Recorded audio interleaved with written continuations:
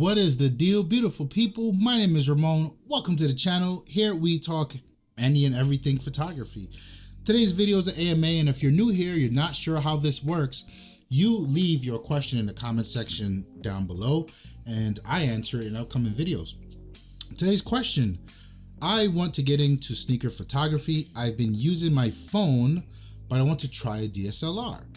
What would be a good camera and lens to start with? Pre-owned is what I prefer. My budget is $500. Well, I've got good news and good news for you. But before we get into that, I'm always happy to see people who put into work first with their cell phones, because your cell phone is a very powerful tool. It's a dope camera. You can do a lot there.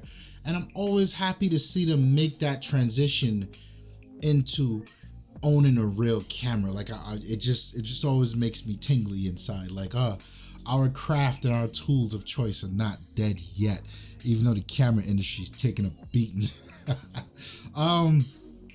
So for sneaker photography, and I don't know if a lot of you guys know, because most of my work is usually street stuff, portrait stuff, if you follow me on Instagram, or you've been to my portfolio website, link in the description below, shameless plug.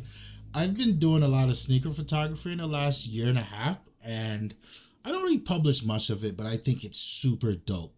I really love how you can take such a beloved inanimate object like a pair of sneakers and give them soul, give them a presence in a photograph.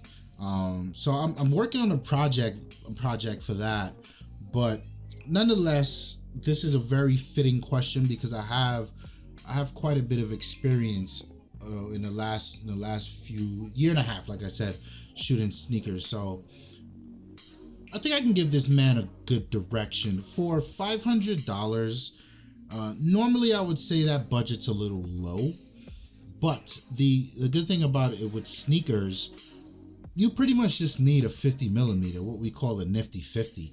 You pretty much just need a lens that can create some pretty good depth of field and then create some bokeh, and that's it, right? Because a lot of what you see on Instagram with these lifestyle sneaker shots is people jumping in puddles or out of puddles. Well, how the hell they do it?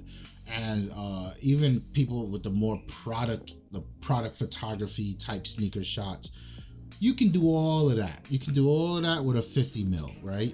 And I would say you might be able to get away with it on a 35 if you get one of those 35 1.4 joints. But because all he needs is a nifty 50, that means a lot of his money won't have to go to the lens. So I'm thinking you find something like a Sony a6000. I'm thinking you find something like a Canon T4i, a T5i, any of these older APS-C cameras. You can get your hands on a Fuji camera for around $450 or so, then fine. But also you don't want the kit lens. If you can, I would say buy your body separate for about $400, $450 or so, and then save a little bit more money for that nifty 50. And 50mm lenses usually cost like $80, $100. They're super cheap. So I think you can get a banging setup for $500 for sneaker photography. There really isn't much to, I would say, much to sneaker photography. It's pretty much the shoe speaks for itself, the colors speak for themselves, and the real difficult part of it, or the only difficult part of it really, is learning composition that's pleasing for sneakers.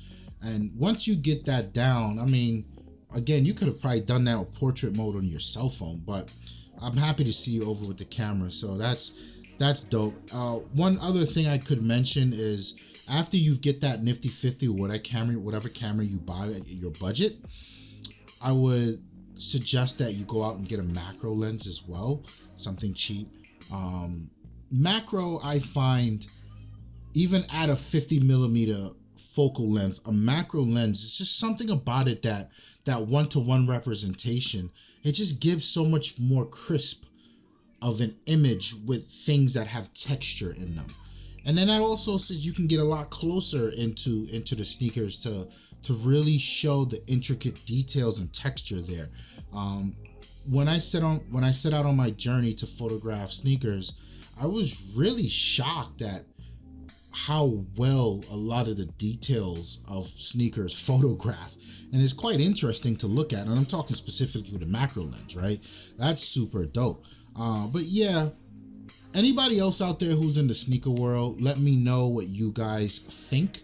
If you can add to the conversation, any other recommendations. I can't see something like an ultra wide being really appealing in sneaker photography because it distorts the lines of the shoe and it looks a little weird. I don't know. Creatively, maybe you can make it work. If anyone's done that, I would love to see a link to that work. But yeah, like the video if you like the video. Hit the comment section down below with some suggestions on the sneaker photography. And even if you have questions that you would like for me to answer, do that. Don't forget to subscribe to the channel. My name is Ramon. I'm out of here. Peace.